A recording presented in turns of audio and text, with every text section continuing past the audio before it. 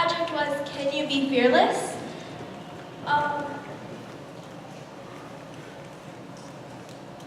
So I started my idea off not knowing what to do.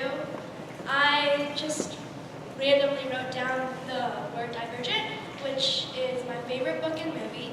And my friend Camille saw the word and she told me about a TV show called Fear Factor. So on Fear Factor, they make you face your fears. Like, so if you're afraid of spiders, they'll like put you in a box of spiders or something like that.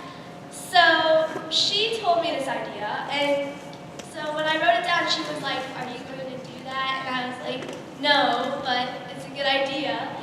So I wrote that one down, and it turned into my idea of, can you be fearless?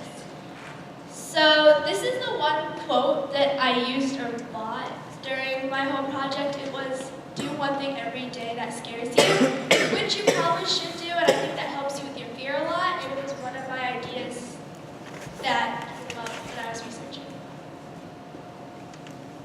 So yeah, that's the movie, and that's Fear Factor. And so I started my experiment, which was I was going to take 5 to 7 volunteers and test out different fear ideas on them. So I started doing that, and I had surveys and everything, and that went well-ish. And then I realized that all the ideas sounded the same. So most of my ideas were cutting off like your imagination, not like cutting off, but like try to stop thinking about your fear. So I did do one experiment though, and that was with Sydney, and she's one of the people who did pictures for Africa. So her fear was snakes, and the idea I used on her was to try and stop yourself from thinking about it. So we talked about the snakes, and then like I just told her like weird stuff about snakes, and she kind of got freaked out.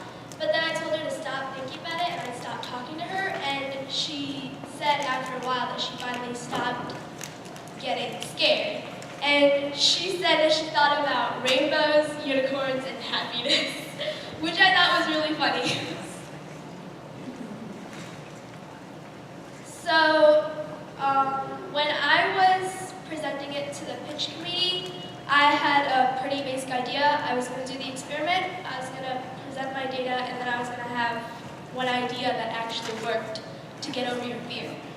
So turned out that it didn't work that much, but I did get an idea about how fear works, what it does to your brain to get you to start getting scared. And I did come up with an idea that does work after like using it a lot. And